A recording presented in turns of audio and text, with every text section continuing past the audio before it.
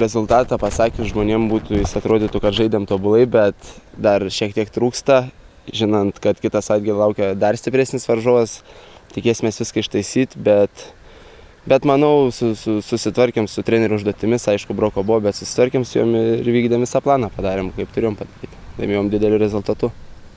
Čia ar mes geri, ar jie blogi, čia nežinau. Šiandien važiuosim dabar su komanda, viską analizuosim, kalbėsimės.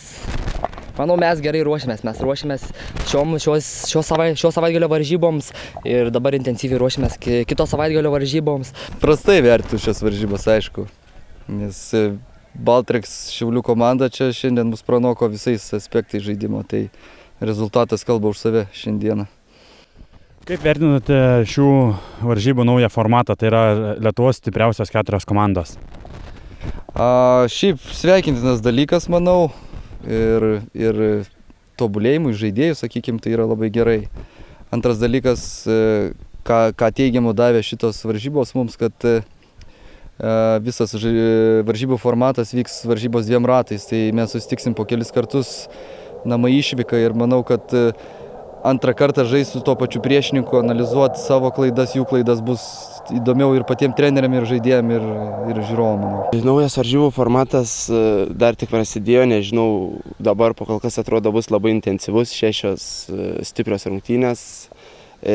Prisimenant senesnius metus, kad būdavo pagrindinės varžybas prieš Vairo Kalvio komandą ir tik joms skirtas dėmesys, tai dabar, manau, tai bus įdomiau, nežinau, kaip bus ateityje, bus sunku ar lengva, bet mano nuomonė bus daug įdomiau ir man tai patinka.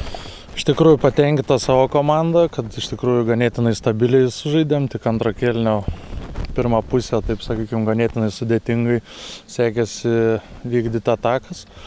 O šiaip 3/3 varžybų valdėm situaciją ir iš tikrųjų matęs persvarą ir fizinę, ir taktinę, ir greičio, tai šiek tiek nusivylęs, aišku, priešininkų, tikėjomės ir ruošiamės tai kovai. Galvojom, kad, kaip sakyti, nuo pavasario padarys dar didesnę pažangą ir stengsis mum įkasti ir netgi laimėti, tai sakau, ruošiame 100%. O jie matyt kažką praleido ar kelias traumas turi, žinau, kad poras pagrindinių žaidėjų nėra ir gal nepilnai atidirbę dar iš pavasaros derinius ir visą komandinį žaidimą. Šiandien varžybos parodė iš tikrųjų ir turėjom daug žiūrovų ir svečių ir visos 4 komandos buvo Šiauliuose.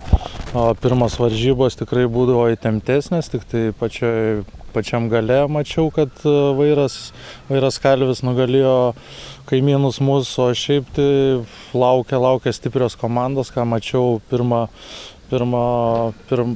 varžybos, tai buvau ganėtinai nustebintas ir tikrai manau, kad bus labai įnirtinga kova ne tik su Vairu, bet ir su latviais.